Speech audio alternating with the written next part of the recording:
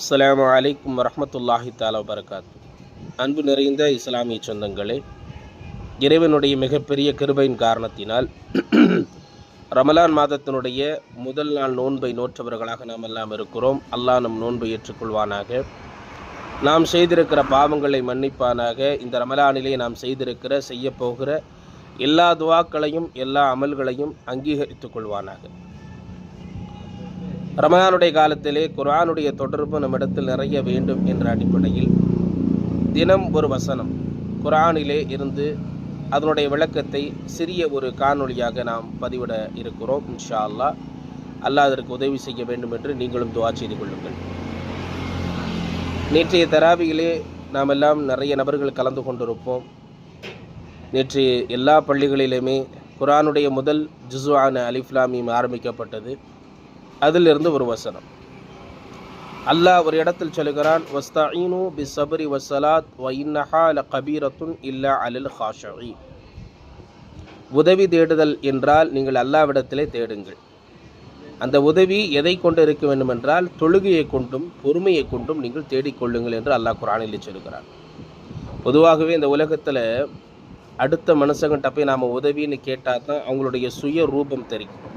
அது வரைக்கும் நம்ம மேலே பாசமாக இருக்கிற மாதிரி இருப்பாங்க, பிரியத்தை காட்டுவாங்க, அன்பை காட்டுவாங்க. நாம் ஒரு இக்கட்டான சூழ்நிலையில் மாட்டிக்கிட்டு அவங்கள்ட்ட போய் எனக்கு இது உதவி செய்யுங்க, ஒரு சிரமமாக இருக்குது, இந்த உதவியை நான் உங்களை தான் நம்பி இருக்கிறேன்னு போய் நின்றுட்டோம்னா அந்த நேரத்தில் உண்மையிலேயே அவர்கள் நம்மை நேசித்தவர்களாக இருந்தார்கள் என்றால் நிச்சயமாக நமக்கான உதவி செய்வாங்க. இல்லைன்னு சொன்னால் ஏதாச்சும் காரணத்தை சொல்லி தவிர்க்க பார்ப்பாங்க. அது உலகத்தின் யதார்த்தம். அப்படியே நம்ம மேலே உயிராக இருக்கிறவங்க கூட 1-2 தடவை தான் உதவி செய்வாங்க. ஓயாமல் நம்ம உதவி கேட்டுக்கிட்டே இருந்தோம்னா டென்ஷன் ஆயிடுவாங்க. உனக்கு இதே வேலையாக இருக்கா, பேசாமல் போக மாட்டியான்னு கோபம் அடைஞ்சிருவாங்க. ஆனால் அல்லாஹ் அப்படி அல்ல. நாம் அல்லாஹ்ட்ட எப்போ வேண்டாலும் உதவி கேட்கலாம், எத்தனை தடவை வேண்டாலும் உதவி கேட்கலாம். கேட்க அல்லாஹ் செஞ்சுக்கிட்டே இருப்பான். காரணம் பெருமானார் ஸல்லல்லாஹு அலைஹி வஸல்லம் சொன்னாங்க, உனக்கு ஏதாச்சும் வேணும்னா நீ அல்லாஹ்ட்ட கேளு, உனக்கு உதவி வேணும்னா நீ அல்லாஹ்ட்ட கேளு, உனக்கு பாதுகாப்பு வேணும்னா நீ அல்லாஹ்ட்ட கேளு, உனக்கு ரிஸ்க்கு வேணும்னா நீ அல்லாஹ்ட்ட கேளு. பெருமானாரின் வார்த்தை. இப்போ நம்முடைய உலக வாழ்க்கைக்கும் சரி மறுமை வாழ்க்கைக்கும் நம்ம எது தேவைப்பட்டாலும் யார்கிட்ட கேட்கணும்? அல்லாஹ்ட்ட தான் கேட்கணும். இப்போ அந்த அல்லாஹ்ட்ட நம்ம எதை கொண்டு கேட்கணும்? தொழுகையை கொண்டு கேட்கணும்னு குர்ஆன் சொல்லுது. நீங்கள் தொழுகையை சரியான முறையில் கடைபிடித்து அல்லாஹ்ட்ட உதவி தேடுனீங்கன்னா நிச்சயமாக அல்லாஹ்வின் உதவி உங்களுக்கு வரும்.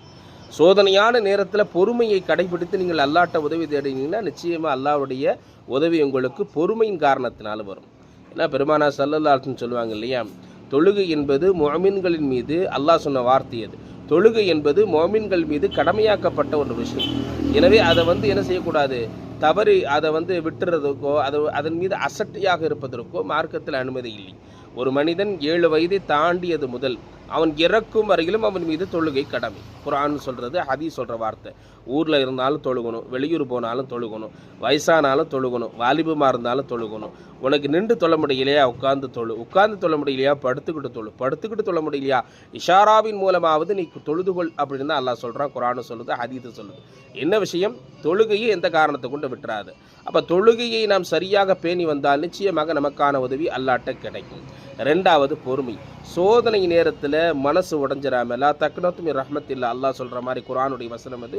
நீங்கள் அல்லாஹ்வின் மீது நிராசை ஆயிடாதீங்க. என்ன அல்லாஹ் எனக்கு மட்டும் நீ இப்படி செய்கிறியே, அவன் நல்லா இருக்கிறானே, நான் நன்மை மட்டும் தானே செய்கிறேன், நான் ஒன்று தானே நினைக்கிறேன், என்னை இப்போ இப்படி கஷ்டப்படுத்துறியேன்னு மாதிரி நீ அல்லாஹ்வின் மீது நிராசையாகாமல் உனக்கு ஏற்படுற எல்லா சோதனையும் நீ பொறுத்துக்கிட்டனா நிச்சயமாக அல்லாஹ்வின் உதவி கிடைக்கும் என்று அந்த வசனம் நமக்கு சொல்லி காட்டுகிறது.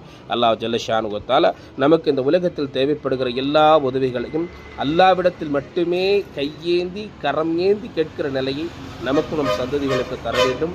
எந்த ஒரு தருணத்திலையும் எந்த ஒரு சூழ்நிலையிலையும் நமக்கான உதவியை பிற மனிதர்களிடத்திலே கையேந்தி கேட்பதற்கோ கைகட்டி நிற்பதற்கோ உண்டான சூழ்நிலையை விட்டு அல்லாஹ் என்னையும் உங்களையும் நம் சந்ததிகளையும் பாதுகாத்தால் புரிவானாக.